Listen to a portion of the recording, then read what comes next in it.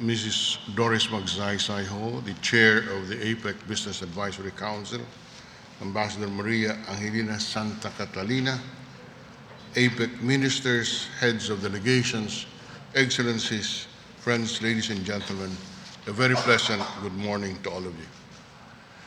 It is a great honor and privilege to join you this morning. May I extend my warm welcome to all of you and wish you all a memorable and meaningful stay in our city. This occasion, I understand, has many firsts. This is the first time that my city is hosting an APEC ministerial meeting. And this is the first time that the Blue Economy agenda is being highlighted in an APEC meeting.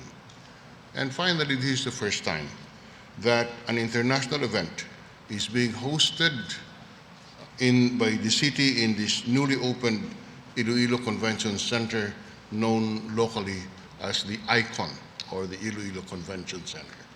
So having made that welcome, let me once more express my deep appreciation for inviting me to as part of the session this morning.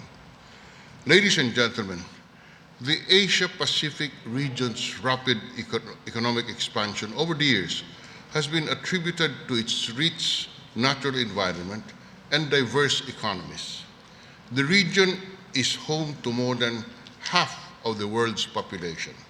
However, it is also home to millions of people living on less than $1 a day. Today, the region is confronting the colossal challenge of climate change that threatens food security.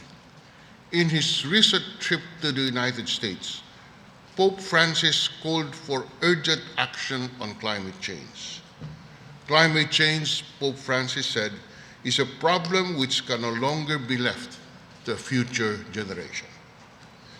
The Asia-Pacific region is not a stranger to the cyclical bouts of El Niño and La Niña.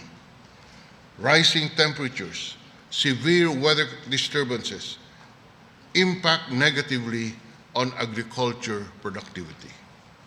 Moreover, governments are confronting two other challenges to food security. One, food loss and wastage at different phases in the supply chain, and second, illegal, unreported, unregulated fishing. Pushing for blue economy is more of an imperative than a choice. The region is blessed with rich natural resources and marine resources. It accounts for 2/3 of the world's capture fish production and 80% of the world's aquaculture production. The per capita supply of fish is 65% higher than the world average. The region consumes 70% of the world's fish products. In poor economies, fish provides a significant portion of animal protein requirement. However, fish stocks and aquatic products are not infinite resources. Now more than ever, countries in the Asia-Pacific region must collectively and aggressively address food security issues by advancing the Blue Economy agenda. APEC is an important platform to achieve this goal. The economies in the region must push for sustainable management and conservation of ocean and coastal resources. Equally important is the management of our ecosystems. They must heighten efforts to combat illegal, unreported, unregulated fishing. All these are needed to ensure food security to this generation and for generations to come. Collectively, APEC economies must promote agribusiness development.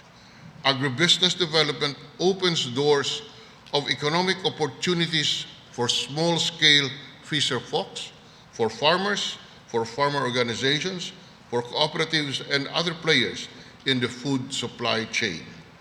Agribusiness ventures provide them with access to quality inputs, capital, technology, and markets. Aquaculture is another sector that must be developed further for its potential to provide food and livelihood. However, governments must promote responsible aquaculture practices. The Philippines has a vast and varied marine resource and one of the richest in the world. The pursuit of blue economy will certainly help our country attain its development and inclusive growth goals. In the 2015 World Food Security Index, or GFSI, the Philippines ranked 72 out of 109 countries. The index rated the country's condition and efforts related to food security as moderate performance. This is a significant improvement. In the previous years, the Philippines had the highest prevalence of food insecurity among Asia's emerging economies. It is our aim that all Filipinos will have physical and economic access to safe and nutritious food that meets their dietary needs of all the time. Thus, we have been promoting sustainable food supply chains. The Philippine Congress has done its share by enacting laws to ensure food security. The Agriculture and Fisheries Modernization Act seeks to develop agriculture and the fisheries sector and make it more competitive. The Philippine Fisheries Code provides for the development, management, and conservation of fisheries resources. It also codified all laws on fisheries and aquatic resources. This year, we amended our Fisheries Code through Republic Act 10654 in order to prevent, deter, and eliminate illegal, unreported, unregulated fishing, aligning our laws with international convention and standards. No less than the Food and Agriculture Organization of the United Nations cited the measures implemented by the Philippines to promote food security.